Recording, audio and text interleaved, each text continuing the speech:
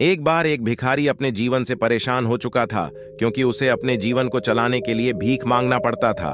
उसे हर एक चीज के लिए भीख मांगना पड़ता था। इसी बात को लेकर वह दुखी रहता और दिन भर यह सोचकर वह निराश हो जाता।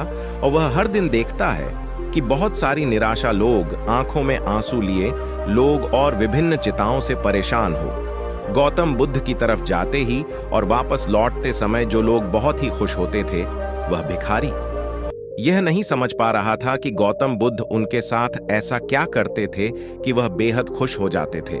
वापस लौटते हुए लोगों के हाथों में न तो ढेर सारे पैसे होते थे और न ही सोने चांदी। तो फिर ऐसा क्या होता था कि लोग बुद्धि के पास से लौटते वक्त इतना खुश हो जाते थे? ये सब सोचकर मैं भिखारी भी निर्णय लेता है कि वह भी महात्मा बुद्ध के पास जाएगा और देखेगा कि वहां ऐसा क्या हो रहा है कि दुखी लोग उनके पास जाकर इतने खुश हो जाते हैं। वह बुद्ध से मिलने के लिए उनके पास चल पड़ा। जहां बुद्ध मौजूद थे वह बहुत लंबी लाइन लगी हुई थी। वह भिखारी भी लाइन में लग गया और लाइन में लगकर अपनी बारी का इंतजार करने लगा। देखते ही देखते उसकी बारी आई और उसने बुद्धि से कहा, बुद्ध, मैं बहुत ही गरीब हूं, मेरे पास कुछ भी नहीं है। मुझे अपना जीवन जीने के लिए भी दूसरों से भीख मांगनी पड़ती है। अब आप ही बताइए कि मैं अपने जीवन को कैसे बेहतर कर सकता हूं। यह सब सुनकर बुद्ध ने कहा, तुम गरीब नहीं हो, तुम्हें ऐसा लगता है, क्योंकि आज तक कभी तुमने किसी के लिए कुछ भी नहीं किया। नहीं, तुमने कभी किसी को दान दिया। नहीं, तुमने दूसरों के लिए कुछ किया। यह सब सुनकर भिखारी के मन में एक आशंका जाग उठी। अपनी आशंका को दूर करने के लिए भिखारी ने पूछा, मैं तो एक भिखारी हूं, मैं लोगों को दान कैसे दे सकता हूं और कैसे लोगों की सहायता कर सकता हूं?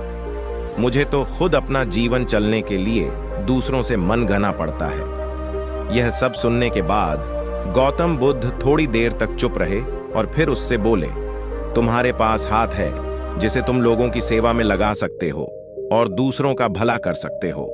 इसके अलावा तुम्हारे पास अच्छी अच्छी बातें कर सकते हो, दूसरों की सहायता कर सकते हो। जरूरी नहीं कि दान सिर्फ पैसों से किया जाए। हम चाहे तो हम शिक्षा का भी दान कर सकते हैं, चाहे तो अन्य का भी दान कर सकते हैं। ऊपर वाले ने अगर किसी को पूर्णता अच्छा शरीर भी दिया है तो वह गरीब नहीं है, बस उसका दिमाग गरीब है। उसे इस विचार से हटकर दूसरों के सेवा में लगना चाहिए।